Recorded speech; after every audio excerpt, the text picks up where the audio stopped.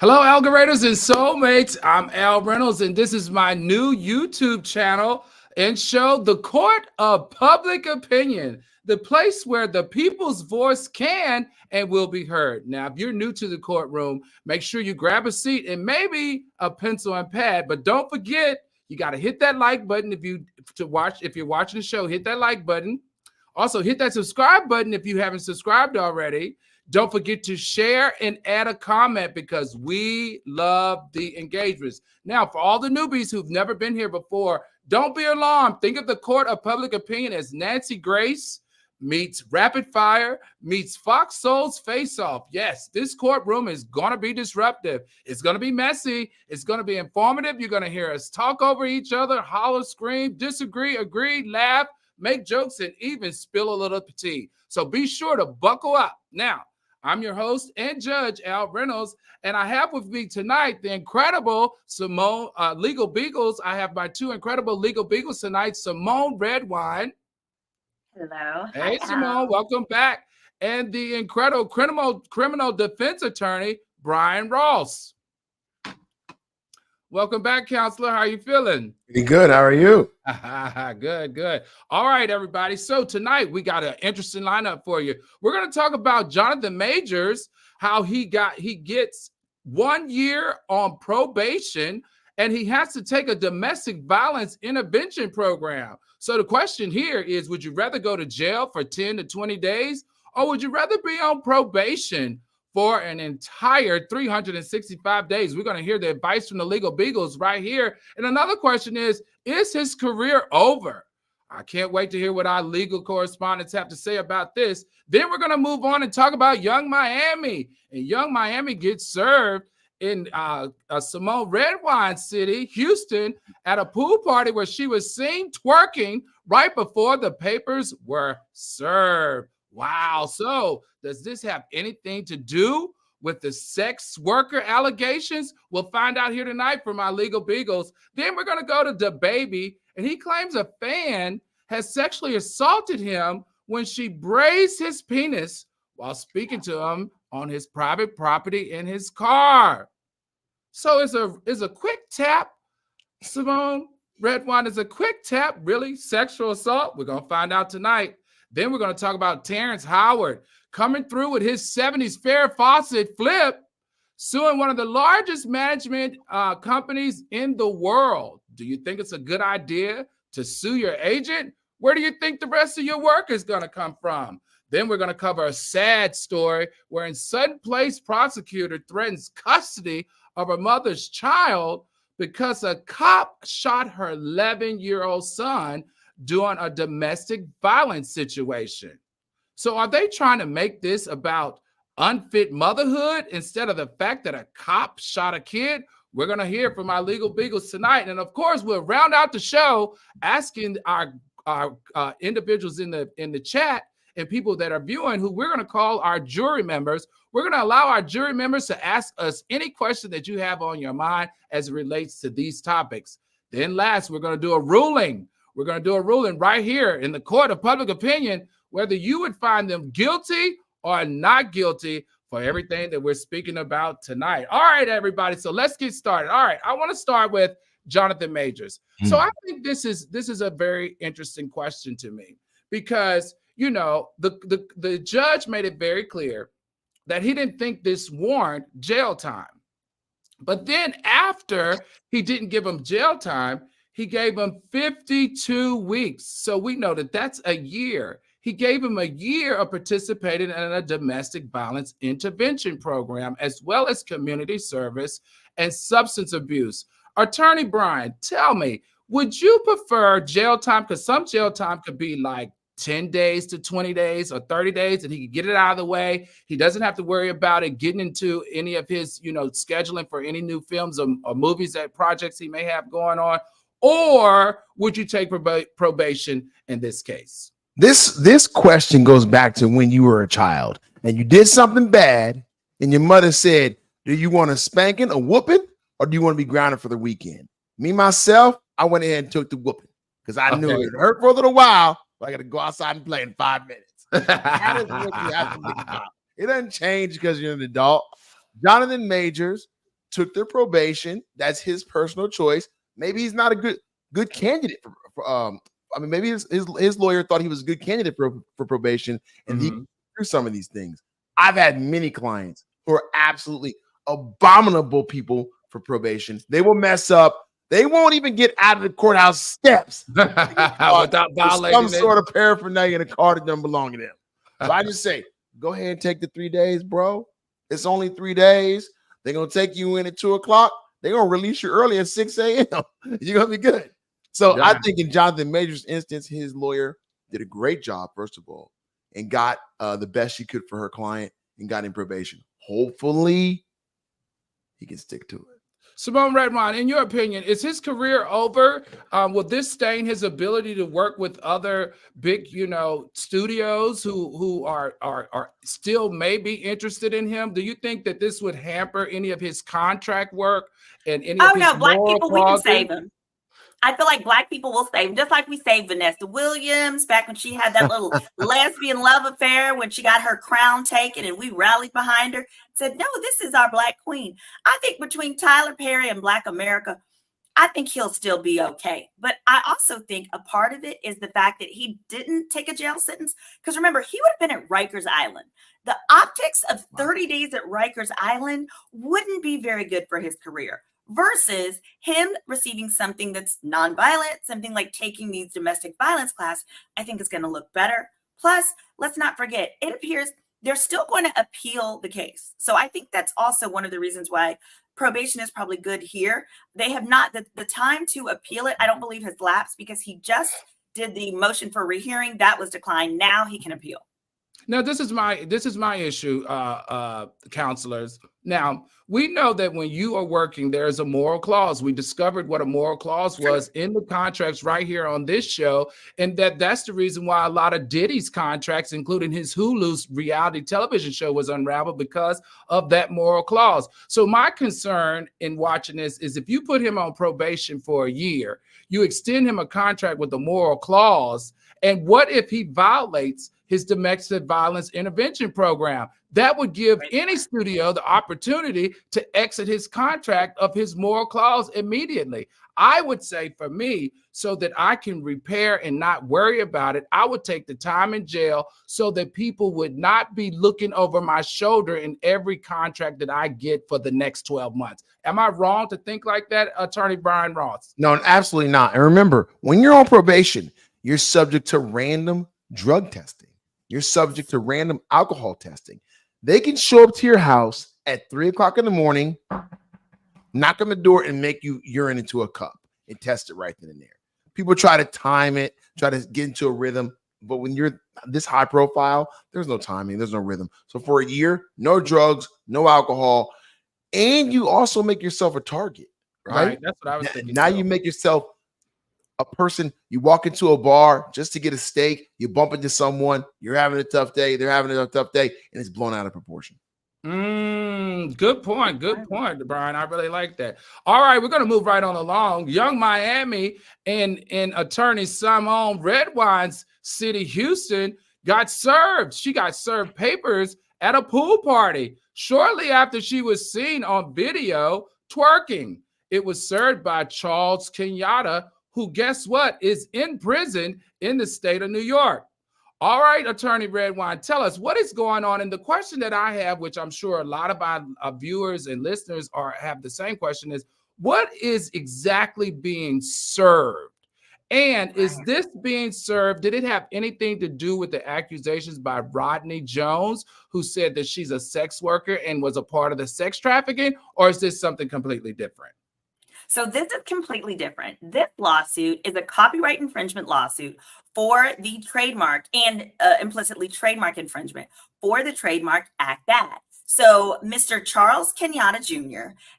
he applied for the trademark back in 2018 and received it in 2023 while he was incarcerated. Now he's been incarcerated in upstate New York for approximately 3 years, is what he stated. And he's filed this pro se from behind bars. So if there are any trademark lawyers out there who want to get involved in a high profile case, they might want to jump on this one. So because if the facts are as he says, it sounds like he's got a good case, which is this. So he says back in around 2018, 2019-ish, some of Diddy's attorneys reached out to him on behalf of both Diddy and Carisha to do a licensing agreement to allow them to use the term act bad. She called one of her songs Act Bad. She also uses it on clothing and other things. Now, he has the trademark Act Bad and uses it on clothing and so forth. And he also has just a company that he calls Act Bad. And so his allegation is they sent him the contract and they were in the midst of negotiations. They never came to an agreement, but they started using the mark anyway. And it may have been that once he got incarcerated, they felt like, it's fine. We don't need to negotiate with you anymore, and proceeded. And that's why I say, if in fact the facts are as he stated, and if there's evidence that, contract negotiations started but were not concluded, they not only will be on the hook for trademark infringement. So it's more likely trademark rather than copyright, but trademark infringement, but also what's called, they could be eligible for treble damages when you knowingly are using someone else's mark without paying. Okay, so Attorney Ross, tell me, why did Charles Kenyatta have to serve papers? What's the difference between serving papers and just a general lawsuit? Or are they both the same? Do they run congruent? How does that work? No, you have to provide what's called personal service. So that person has to actually have notice of the lawsuit. There's many ways to do it, but the best way to do it is to literally put it in their hand. So while she's twerking at the pool party, she comes up from the twerk, gets handed papers. He says, "You've been served." She says, "Okay," and walks off. She gives it to her lawyer. But the problem for Young Miami is she finds herself in the hot seat again. Last week, you were involved in all this drama. If you listen to your lawyers, Brian Ross and Simone Redwine, you'd be maintaining a low profile. But instead, you're at a pool party twerking. If you're in your house in your gated community, this becomes a lot harder to do. So she needs to pay attention to the things that are happening around her and realize, you're a target now. Everybody wants what you have. Lay low. That's actually very, very good. Because like if she wasn't out and about and it wasn't, because the guy said clearly that he saw the flyer, right? Yeah. So he said he's going to fly over to Houston and he's going to have her served. And it actually worked. He knew exactly where she was. They were on live. It was real time. I said these criminals are daggone telling the police where to find them. We got to do better than that. We definitely got to do better than that. Okay. All right, Simone Redwine. The baby claims a fan sexually assaulted him while she was trying to take a picture with him in his car.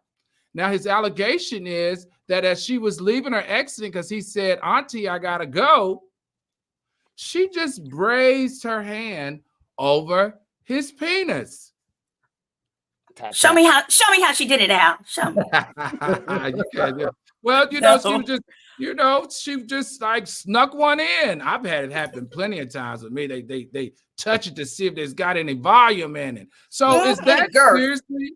Because I'm thinking, like, if that's the case, I could make a whole list of people that sexually assaulted me. Even when you go out, arms, hands rubbing across the front. Absolutely. As well even as in that Mr. Rogers sweater. Right. And I personally have to say, listen, I'm concerned because you know how many booties I've touched out dancing and slapped. I'm serious about this, Attorney Redwine. Is this considered sexual assault? Well, in this day and time, apparently, yes. And I like this for him from the perspective of it setting a tone, right? Because if you recall, it was Jamie Foxx was sued by a woman at a restaurant in the course of the last year who says that he groped her, he put his hand up her dress, etc. There was another incident where a woman accused one of the football player of grabbing her butt somewhere and filed charges against that. So he's setting the tone. He's saying, wait a minute, next time somebody accuses me, I'm accusing you. I'm accusing you first because you aunties, and part of it is the lady was probably ugly. And he's probably like, I don't want ugly people touching my Peter Weeder. Can you blame him? I wouldn't either. I think he may have had a different response if it was a younger person because he said auntie, as in, hey, this is off limits. I don't want your age range. I don't want your weight class, so to speak. But I think that, yes, there could be a claim here. I anticipate he's probably going to ask for something nominal and use it more so to set the stage so that people know this is not the environment where you can come over and accuse his entourage of anything. Or it could have also been the way she responded after he said something. If she became belligerent, he might have thought, you know what, just to protect myself, to prevent her from making an accusation, I'm going to go ahead and make an accusation of what happened first.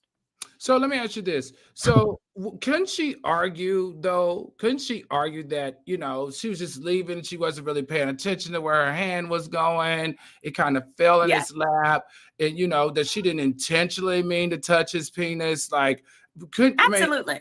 Okay. And I think that will be her argument. I don't anticipate this going far. If anything, it might go into small claims court in, you know, some small town or get dismissed. Or it might be that he just wants her to give a written apology or something that he can use to say, hey, this is just my proof. I didn't do anything to this lady. She did something to me. So you mentioned something that was very crucial here for our listeners and viewers. You said that it could go into small claims court. Why did you say that? Because he would only be entitled to very minimal damages. He's fine.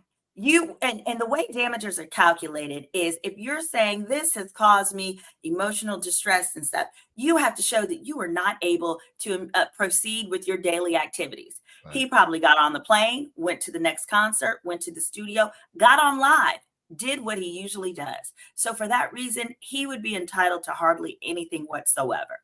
Okay, so I want to stay here for just one more second because I have one more question.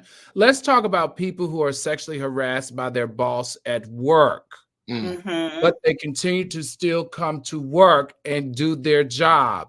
Do they need to, if they're being sexually harassed, what is the recommendation here as attorneys, Ross and Redwine? Do they need to document it? Because if the argument could be made that if they were really sexually harassed, they couldn't go on with their day, them coming back to work every day doesn't really demonstrate that they were just emotionally distressed. Or you going back to work demonstrates you're poor. It demonstrates how much you needed this job. And if you had someone like myself or Brian Ross, we would say it demonstrates how desperate you were to work through this because you needed this job so badly. So if you tolerated it, wasn't because you liked it, it was because you didn't have any options. Maybe you were tolerating it while you made your formal complaints and were looking for justice. So the first thing I would do is on the job, start writing emails to yourself immediately when this happens. Email yourself from your work email to your personal email. It's going to be timestamped and you document exactly what happened. Then you're going to tell someone in HR in writing. If it's not in writing, it didn't happen. And then you want to draft what's called an EEOC complaint. So that is a free complaint process through the government that investigates the claim and can even step in place of a lawyer to get you compensated. Okay. If you don't draft that EEOC complaint, you're usually done, right, Simone? Like if you don't file the EEOC, you're out. Right. In fact, you can draft the EEOC complaint before you go to HR because a lot of times once you go to HR, the climate in your work environment changes. Because once you go to HR, they will tell your boss. But again, it's not in writing. It did not happen. So you want to get that writing. You want to email it to yourself because once they start finding out, you might be surprised. You walk back into the office and you don't have no access to email. Job. Exactly. I've always wondered about that because at the end of the day, everybody needs to know that the HR representative is not there for you. Correct. Okay. Right.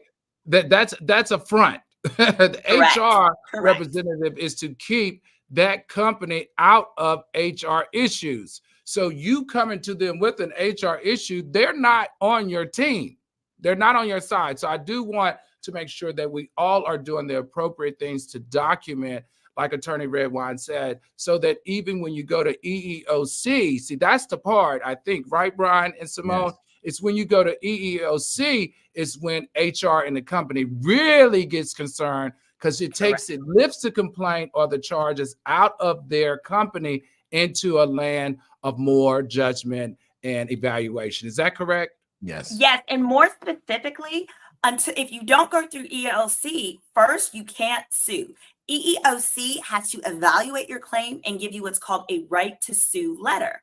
So that's why it's important to do that step first, because until that's done, lawyers like myself and like Brian Ross, we're not able to file a lawsuit on your behalf until that's done. Okay, now this is my last question, and I'm sorry because I think this is really good. All right, now what about those sneaky companies? Because you know there are some sneaky ASS companies out here that make you sign a clause before you start the job that you cannot sue them. Okay. So the closest they can come is something that says you have to arbitrate. That does not prevent the EEOC requirement. And secondly, all of those are not valid. Every state's different. It depends on, and then there are ways that we can get out of it, but lawyers are who does that for you. But even if you have that clause, you still must go to EEOC first, because the law says there's no job that can make you waive your right to EEOC first. All right, I told you, algorithm. I told you, soulmates. Make sure you have that pen and paper. I told you that we were going to drop some gems. You're going to learn a couple of things. Let's give Simone Redwine some of her red wine emojis. Throw some of those briefcases in the chat for attorney Brian Ross. And don't forget to let me see all those fax emojis. That's right, FAX fax emojis, to let us know that not only are you learning something, but you're learning something that you can use in your own life. Moving right along, everybody. Terrence Howard is coming through with his 70s Farrah Fawcett flip. Boy, is this an interesting conversation now. He's suing one of the largest talent management companies in the world, who represents some of the best talent you've ever seen on television or on the basketball courts.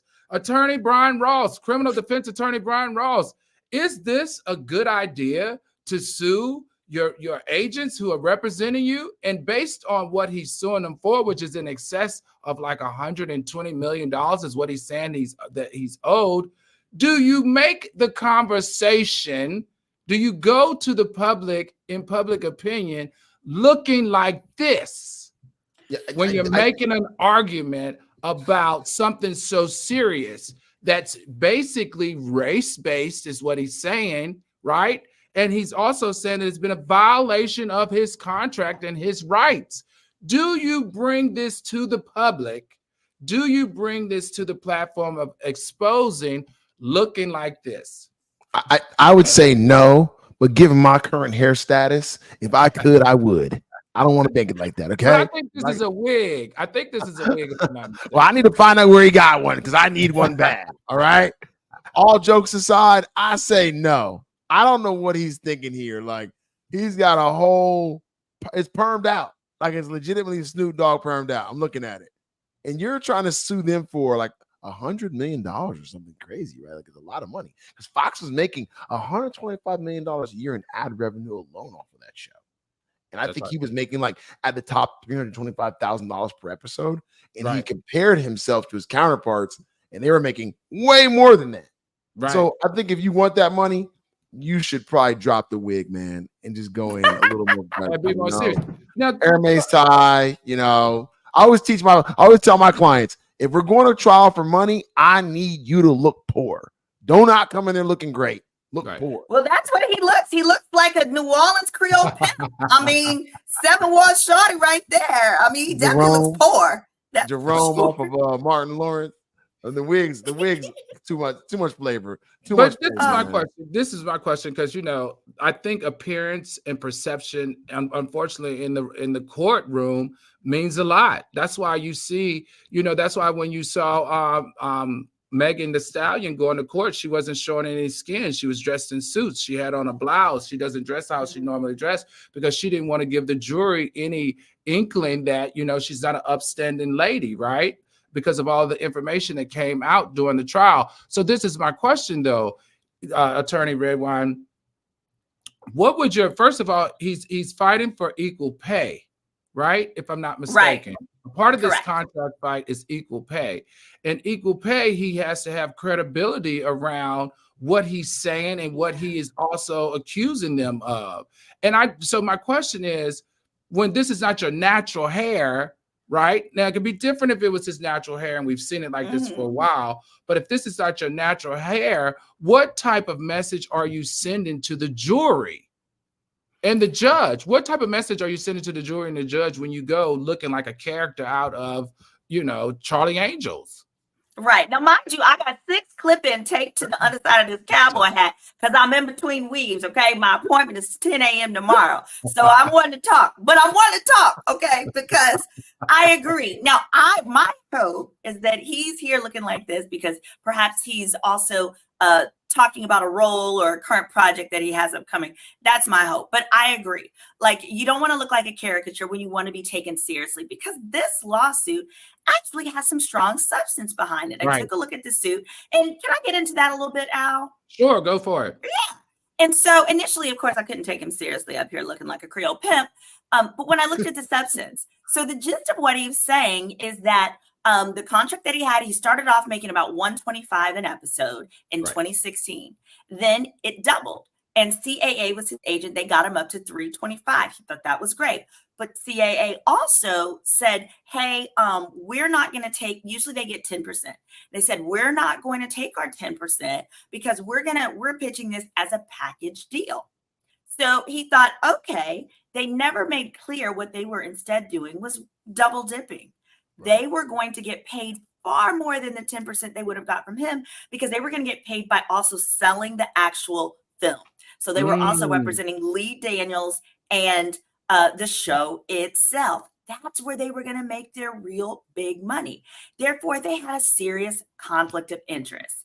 And it was reflected in the fact, now when he compares the numbers, initially he was comparing it to shows like I think it was That 70s Show or Sheldon. No. It was the Out of the World show. I'm forgetting. You know what I'm talking about. Yes, Sheldon is the offshoot. But that show, he was saying they made $2 million per episode. But you got to compare apples to apples, apples to apples. And here he's doing that because that particular show he's referring to had only 11 million viewers a week. His 28 million. So if they were making 2 million, he should have been making closer to 4, not 325. Right, not 325. So that's how he gets to the calculation that he's referencing. And what's really special about this lawsuit is what CAA did actually became unlawful in 2020 after the writer's strike.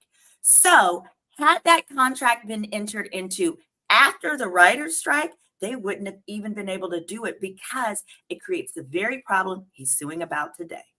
Wow. So this is significant. So I love this. I love the fact because I love when actors should be making their money, like give them what they're worth. Correct. But I still want to, can you please take the wig off? I would hate such please. Please don't talk about this suit no more with that thing on your head. Right? I would hate for such a solid case to be sidetracked. Because, attorneys have fun when you do stuff like this. Oh, you have a great time. They will have the jury thinking that you came up with this conflated number because you're a weirdo. And if you come in there dressed like a weirdo, it just solidifies that how you came up with the argument can, in fact, be as faulty as your look. All right, let's keep it moving. Wait. I know you want to move on, but let me say one last thing. Sure. Viewers, on Al Reynolds' show, don't get it mistaken. This is to get attention, and that's exactly what he did. On the day when it comes time to go to court on a quote-unquote money day, there'll be no wig. There'll be a suit and tie and a beautiful haircut. All right. I like the fact that he's trying to do this to get attention. That makes sense to me. But also, you got to think about what his reputation is. Right? His reputation is that a little bit of a, different bird. Like like weirdo things, it's just not the best reputation. Does he even like black women? Because I'm not. You know what? Let's move on before we get canceled. There you go. The comments is flying now. Right, let's move on before we get canceled.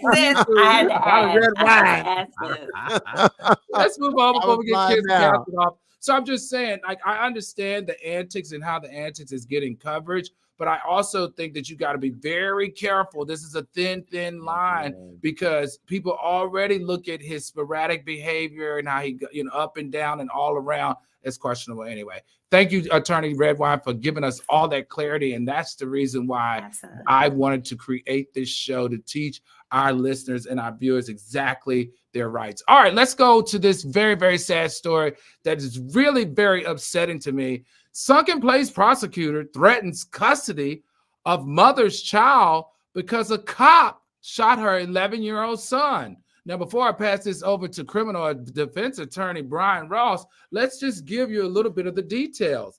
They're saying that this was a domestic violence call and that the domestic violence in the house has been going on for years. And that she's an unfit mother for putting her kids in this environment. In fact, after the kid was shot, it was the kid himself that called 911. Attorney Ross, please tell us, how is it that we are worried about whether the mother had an unfit home environment over the fact that a cop that was called to break up a domestic violence dispute shot an 11-year-old child?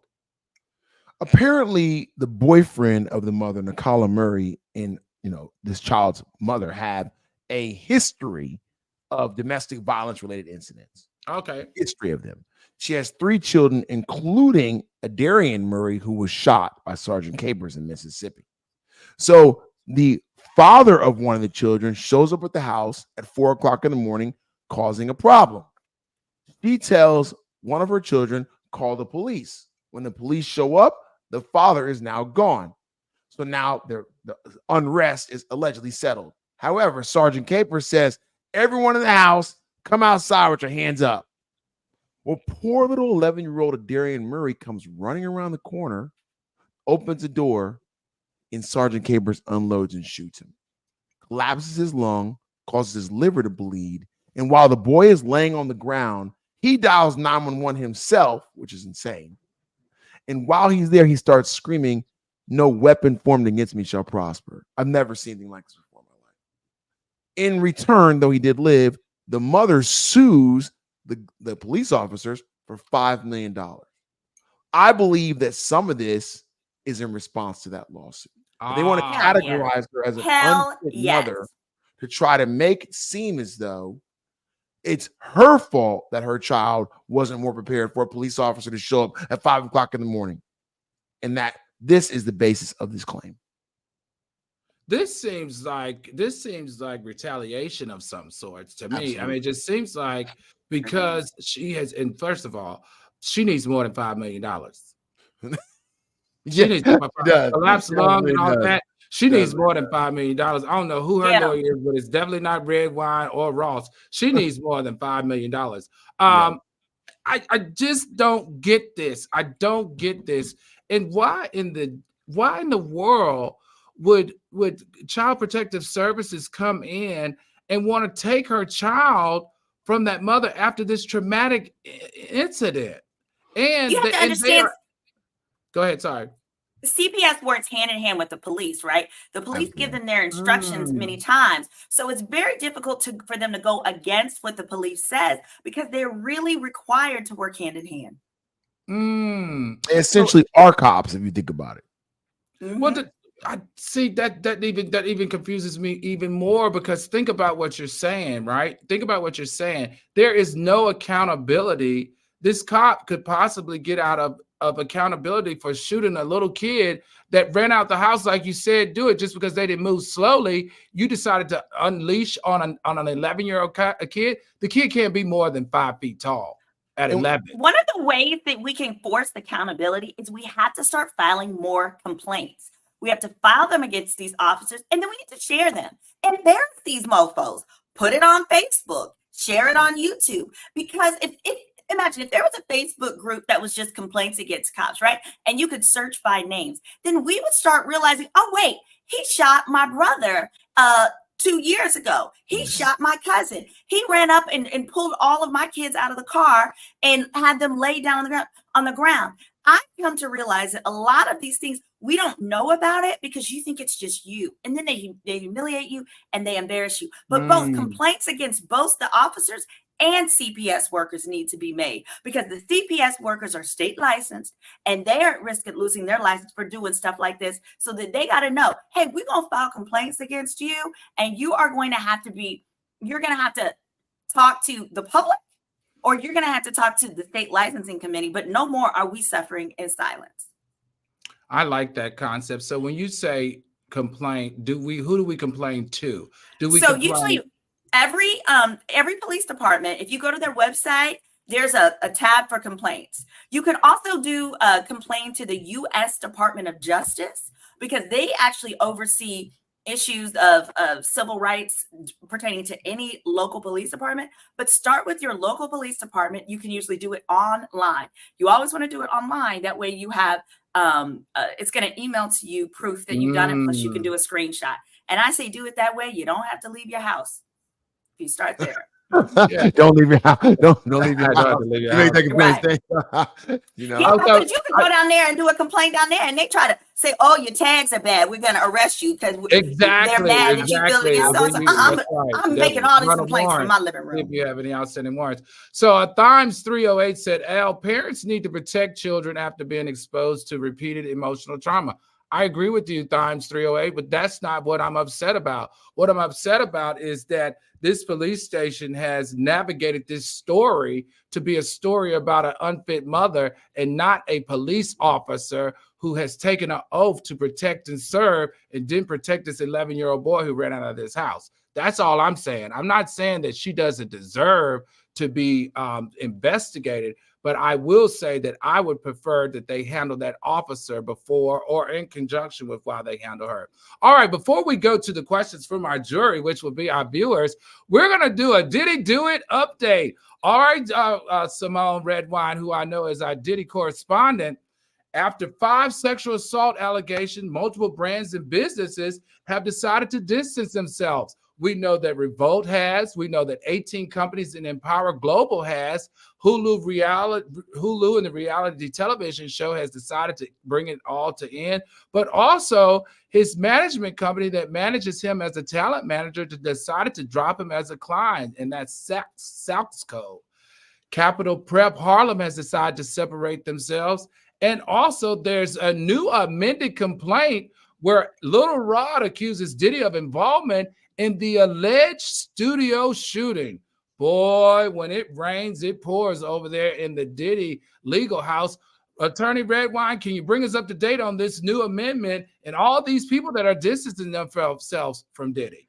I think you did an excellent summary. I think the only one that was left off was Christian Combs is now being sued. Both Christian and Diddy are being sued by a woman who worked on a yacht that they'd rented. She's claiming that he made unwanted advances at her, that she received bruises on her arms, etc. And she's also being represented by the same attorney as Little Rod, which is Blackburn, Tyrone Blackburn. Oh, and another interesting thing is I said from the beginning, I said, I really did not like the fact that I felt like Mr. Blackburn's complaint, the way that he's drafted each and every one of them, was that it was very much set to embarrass the other celebrities that were named, that weren't necessarily sued, that it was, it felt like blackmail. Well, a judge has recently reprimanded Tyrone Blackburn, Little Rod's attorney, and even referred him to the disciplinary committee of the bar. Specifically, the judge said exactly what I thought. He recently, just last week, he stated that the way in which Mr. Blackburn has drafted his petitions is as though it is to attack, embarrass, and then guilt, or not guilt, but to push these people into, push these people into a corner and force them to pay him off to prevent the embarrassment. And that is not what these courts are for. These courts are for cases that have validity to be held in front of juries so that juries can do it based on the evidence, not based on you simply trying to embarrass people who've done nothing wrong. Fuji TV said the judge got paid off. Sounds like a little bit of that to me too. Let me tell you something, Fuji. I think you might be onto something, and let me share with you my perspective here. So I feel like that if they hadn't sensationalized all this, all these other people who were violated, all these celebrities that have all these stories all of a sudden wouldn't have come forward. Absolutely. I think that this attorney was very clever of setting the stage to let other famous people come forward with their stories to give his claim validity, to let other women who were sexually assaulted create a safe environment. You know, I say this all the time on my other show and on here. We have got to get to a space where we create a safe environment for people that are sexually assaulted, raped, or done wrong. Come forward quicker. And I think what this attorney has crafted so cleverly is that environment. He's created an environment that celebrities who normally would never speak out against Diddy are now comfortable coming forward with their stories of being uncomfortable. We are now seeing videos of people like Mike Tyson, who sat beside Diddy during an interview, moving his hand. Like, I think that if it wasn't for this lawyer's aggressiveness in creating this narrative, these people simply would not feel comfortable coming forward to prove that he is possibly capable of doing what the complaint alleged. So for me, I kind of feel like maybe the judge, well, I don't know, I'm not a lawyer. So Attorney Brian Ross, what do you think? I think it's absolutely correct that this complaint he filed led off a series of events that led to this open environment. You would never come out against Diddy. You would never say anything about Diddy. You would have never said anything about Harvey Weinstein. You know what it took for those women to say something about Harvey Weinstein? Their careers would have been over. It took a huge, powerful, massive movement to have this happen. And that's what you see happening to Diddy right now. That's and I just want to clarify. I agree. I have no problem with naming the names of the defendants. What makes me uncomfortable is when you're naming names of people that you're not listing as defendants, because that's when it looks like it's just to embarrass and humiliate. Because you can say a model, you can use a rapper, you can use other terms that don't say Daphne Joy, that don't say Kamisha, or that don't say Carisha, if you're not going to list her as a defendant. That's my now. Isn't in the complaint he's just explaining the scenarios of who was in attendance in the complaint? He's not really charging them of anything. I think it was those sharing of those names that once again created the environment. But you're right. We can go back and forth. Accusing them of being sex workers. So that's accusing them of something that you're not suing on. It's still part of his scathing effort to try to draw all this public opinion. Right. Right. And I think that's the brilliance behind it. I agree. Right there on the paper, right in Diddy's face. And Diddy's like, who are you to do this to me? I'm the king of New York. And also, I think you don't know to what extent that those names who were in attendance could possibly be on some type of video camera doing something that could be suspect. So I like the fact that he was like very clever in creating this environment of fear amongst those who probably were participating in some way or not. All right, let's keep it moving because I want to make sure that I get to our viewers' questions. I have a few here. And remember, viewers, we are going to make you, as the show starts to evolve, you're going to be our jury members. And jury members will have a right to give a poll, to give their opinion on guilty or not guilty when we get to the part of the show where we give our rulings here in the court of public opinion. So the first question is from Quita G. Isn't he a first offender? I think she's talking to Jonathan Majors. Is he a first-time offender? Is what I'm assuming that question's about. Who would like to take that question? I'll take it. Yes, he is a first-time offender. And that factors into any sanction, whether it's jail or probation, you're going to get. The fact that he doesn't have a history of convictions, not just arrest convictions for this, was a big part of what the judge looked at. You want to get, believe it or not, as cynical as our country is when it comes to criminal justice, the system is designed to give first-time offenders a second chance. We're all human. We all make mistakes. He was found guilty of it. That's on the record. He says he didn't do it, but in our country, guilt is admission. He's guilty of it. Let's give him a second chance and see how he does. That's a point of probation. We'll see where it goes, though. Got it. All right. Next question is from Judy. Judy, I'm not going to even try to pronounce your last name, but it's Krzywwonos. I'm going to say Krzywwonos. Question. Why is Diddy still walking around free? Brian? because he has not been charged with a crime.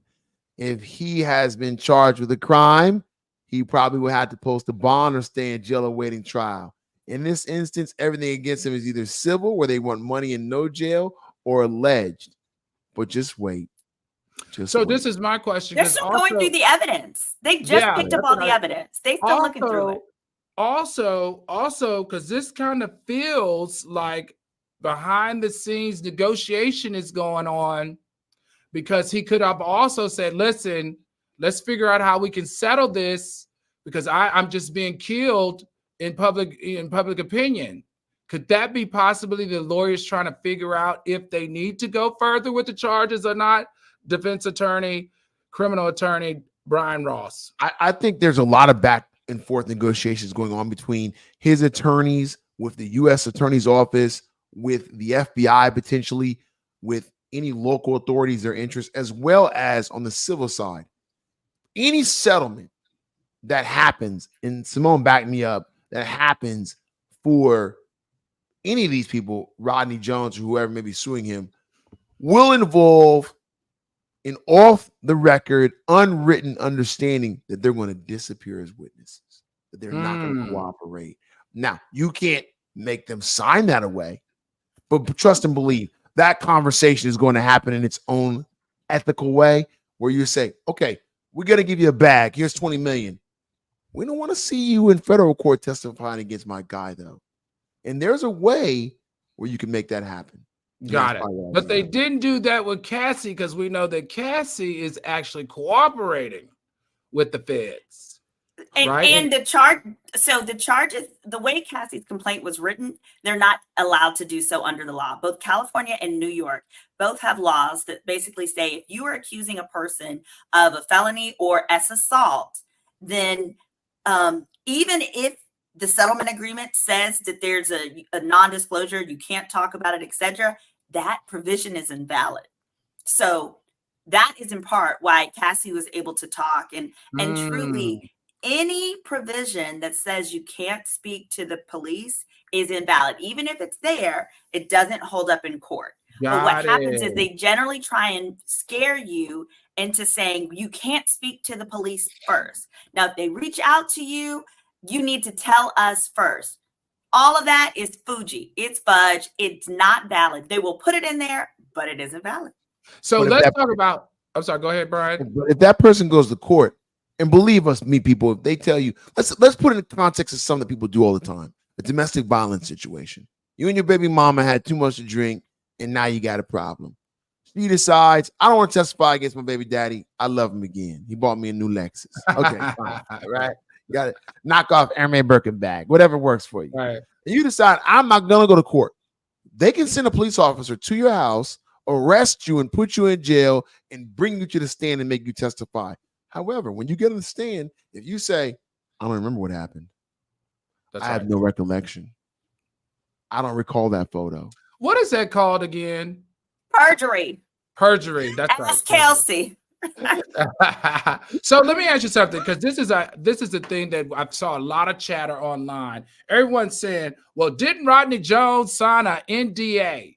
Didn't Rodney Jones sign an NDA? And so what I keep telling people, and I want the attorneys to tell me if I'm right, is that NDAs, think of NDAs, even though it is a document that you sign, it's more of a scare tactic.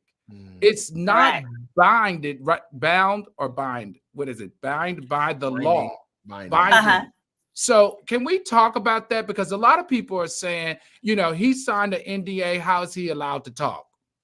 He's allowed to talk because NDAs do not protect unlawful activities. They do not protect against crimes. You are always allowed to speak of a crime, and you are always allowed to speak of unlawful activities. Because think of it. Most jobs make you sign an NDA. Does that mean they can then fire you for doing something racist? No, because that is unlawful. So that's an example of how NDAs still allow you to go to an attorney, tell the attorney what's happened to you, and that attorney can determine if any of those things are law violations and help you file a civil complaint. Attorney Brian Ross, this is my question. Kevin Hart is dealing with an NDA violation with his old assistant, who's saying that she overheard his conversation with his wife about his indiscretion.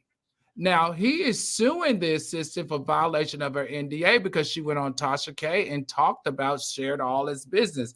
Does that NDA stand up in the court of law? It probably will. I haven't examined it, but in that instance, you're talking about a civil matter. If the assistant had heard him talking to his wife about how he killed his nephew, and she went and said, I overheard him say he killed his nephew, he couldn't go to court and say, well, she signed a non-disclosure agreement, so she can't talk about the fact that I killed my nephew, because that's the way that would work. So in that instance, it might hold up because it's a civil matter. You agree? All right, got it. So anything legal, the NDA is probably a little bit watery, right? Let me clarify. When Okay. Brian says it's a civil matter, that's a personal matter. Him cheating on his wife doesn't break a law, doesn't break a rule. It's not part of, an employment law violation. So that's why she can't just decide, oh, if I hear he does something wrong to his wife, I get to tell her and violate it. Okay, so even if she has a prenup that says any indiscretions or known indiscretions could terminate their prenup agreement, can she still not? Because it's not a rule. It's not a law. It's not a law. Okay. All right, let's keep moving. I love this. I could ask these questions all day. All right, next question is, this is a good one from Jim, GEM. Drop says, does what Terrence Howard talked about impact Taraji as well? Wow. That's a great question. It could if she wants to join into the lawsuit. Absolutely, it would. She could join in and they both win. Okay, got it. All right. No Justice wants some advice from Attorney Ross. What are your thoughts on constitutional violations? I think they're terrible. No, What all are joking aside. I need an example. I need an example. Constitutional I think that's, in general speaking, a constitutional violation is very hard to prove. You have to notify the government that you're going to try and go after it. And you have to do all these hurdles to try and get through them. So this little boy, Darian Murray, is alleging that his civil rights were violated for being shot. That's what he's alleging. I have a right to be in my home, walk out with my hands up and not get shot. That's the basis of the lawsuit. But the problem is the police officer goes in front of a grand jury to find out if the behavior was criminal, and the grand jury didn't indict him because they have qualified immunity. They don't get charged with certain things. So you're alleging a constitutional violation. Your case has to be pretty airtight, and you really have to know what you're doing. Okay, I like it. All right, last question from our algorithms and soulmates is Derek Rivera. I hope I said that right. Is Jonathan Majors and Megan Good relationship PR to get in good graces with the Black community and sway the court of public opinion? This is a good question, Derek. That's a red wine question, if you ask me. A lot of people think that it is. I think, from what I understand about Megan, is she loves love. She really wants to be in love. She wants to be in an adoring relationship. So I believe for Jonathan's side, she is a great PR thing, but I think on her side, I think she sincerely likes him. So, I mean, I hope he's also being sincere with her too. And before I go, I want to give a shout out to Quilla G, who gave me a super chat. I think it's one of my first super chats on the channel. Thank you so much. And she stated that Tyrone Blackburn is an inexperienced lawyer looking for clout. There were other ways he could have approached it. Well, thank you for your thoughts and thanks for tuning in. So I'm going to call baloney when I hear baloney. The issue that I have with Jonathan Majors and Megan Good is this. We've never seen him in the life of being in entertainment on a carpet with a Black woman. Never. Well, that's never true. Never seen him on a carpet with a Black woman. From my neighborhood, Duncanville High School. I'm just saying, very Black, so there's no excuse. I'm giving my personal opinion here, and this is how I feel. Not saying that this isn't real love, but how is it all of a sudden that you're being charged with assault from a white woman? Your history of dating history has been all white women. The women who came against you, in addition to just this white woman that charged you, that went to the Attorney General's office, were once again all white women. And in addition to all that, you do have a child. We don't know the ethnicity of the child. We know the name of the mother is like Helen Ann So once Mm. again, my issue here is the optics of now that you're in trouble with the other side, you go get one of the ones that we love, that we follow, that we trust, that we, it's one of our best Black female talents in our time right now. Not saying of all time, but in our time right now. She doesn't have that much, bad media around her. We believe her. She's beautiful. So to me, it does feel kind of PR-ish. And the way that she's showing up in court. And another thing, this is just my opinion, and I'm not saying that this could not be real love, because it could be. I'm just saying optically. I have never seen Jonathan Majors on a black carpet. And y'all know I grew up on the red carpet. I have never seen this man on the black carpet. I have never seen Jonathan Majors at the NAACP Image Awards. Baby, I have seen him on Essence Music Fest. I have seen him at every single panel of BET or something. I've seen him at the NAACP Image Awards. Okay, what? It's obvious. It's obvious. So for me, it's not that it's not real, but I can see how there is a question mark there. Do you think she knows, though? Do you think she's playing into this, or that she could be a victim? She seems like I don't know. You don't know any of these people, right? Right. She seems like a very nice person. I don't know. Mm-hmm. I mean, Al's certainly closer to her than I have ever been. Right. But she seems like a good, you don't see her out there with these scandals. You don't see her in a Kardashian, Ray J video. You don't see any of that. She just does her job. Yeah. And she's been hanging out with this guy, going to court with him. She didn't have to go to court with him. Well, this is a deal. One thing that I do know about Megan and her sister, those are two of the hardest working sisters in Hollywood, and they are very aware of everything that happens and that's related to their image and to how to navigate Hollywood. Those two women are just probably some of the best at it as being aware. Right. So Simone, to answer your question, I don't think that she's being taken advantage of at all. I think she's making very sound decisions that could be coordinated. And maybe she does like him. But I don't think that she could ever agree to him calling her Coretta Scott King. Now, I don't think she would ever coach him through saying any of that crazy stuff that he says. And to me, that's where the disconnect is, because anybody that comes out of her or her sisters or family's camp, they just not moving like that in these streets, and definitely not these Hollywood streets. All right, everybody, we have done it again. It's time for the rulings in the court of public opinion. And we're going to start first up. Who was our first person that we spoke about tonight? Jonathan Majors gets 1 year. All right. Attorneys Redwine, Attorney Ross, would you have taken jail time or probation? Probation. Ross. Put me in jail, man. I can't do 52 weeks of this. Everybody, it seems all nice today, but 4th of July is right around the corner. I'm trying to go to my auntie's barbecue. Rikers Island. I'll be all right. Give me some books.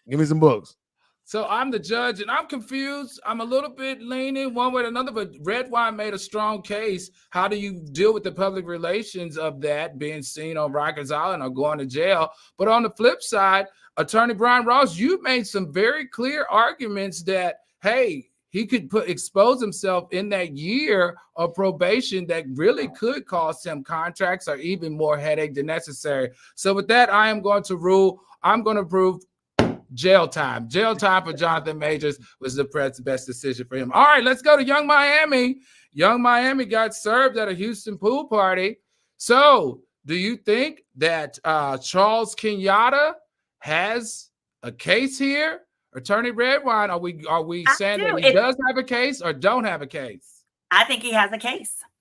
He has a case, so he has the right to sue Young Miami for using, promoting, selling, and wearing his stuff. All right, which is what is act bad. All right, Attorney Ross, what are your thoughts? Is she guilty or not guilty of infringement? She's guilty of infringement. There's too much going on in that little camp right now. I just don't like it. She took the man's trademark, knew he was going to jail, and said, "What's he going to do about it?" So he just needs to get a lawyer. Mr. Kenyatta, you got to get you a good lawyer, honey. It's a good lawyer. All right. In the court of public opinion, we're finding Young Miami guilty of charge of infringement. Let's keep it going. The baby is saying, no brazen my penis. He said that's sexual assault. Attorney Redwine, is this sexual assault a case that he actually could win if he wanted to file it?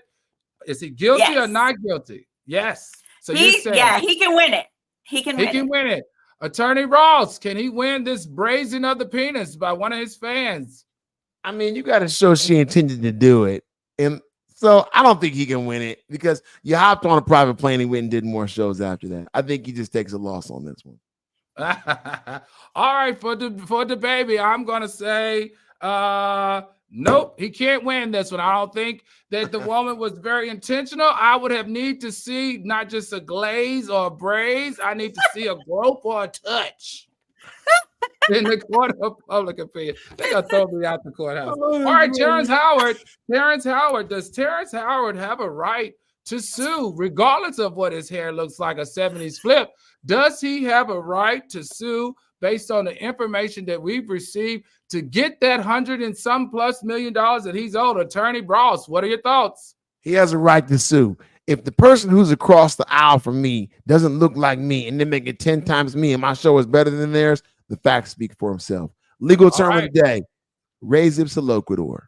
All right, so to my attorney, Redwine, what are your thoughts?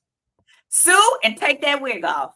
I agree. I'm going to say rule in favor of Terrence Howard, and please take that wig off so that you don't confuse people. All right, I'm with you. All right, last one. Sunken place prosecutor is trying to blame the mother for unfit parenthood instead of focusing on the cop that shot him. What say you, Redwine? Is this good or bad? Can I fight her? I just want to fight her. It's terrible. All right, so you say, no, the prosecutor's focusing on the wrong things. All right, criminal defense attorney Brian Ross, is the prosecutor focusing on the wrong thing, or should he be worried about a cop who's using excessive force and shooting 11-year-olds? I'm going to agree with Redwine. It's terrible. It's absolutely terrible. I mean, how can you do this to this little boy and letting you shot an 11-year-old kid who was coming out the front door? Give the man something. Exactly. I'm going to say the sunken place prosecutor, you are a bad person for not making sure to protect the citizen, the little boys of your community. I am going to rule in favor of the mother in this case. Let's do both congruently, but at the first thing off the bat, you should be focusing on that child and that child's life. All right, everybody, algoritms and soulmates, that brings another edition of our In Court Opinion to a close. Hope you enjoyed it. Please drop some wine glasses in the emojis in the chat. Please drop those briefcase for the criminal defense attorney, Brian Ross, and a couple of fax emojis if you enjoyed this evening. All right, everybody, have a good night, and we'll see you tomorrow sharply at 6:30 p.m. Pacific and 9:30 p.m. Eastern. Have a good night.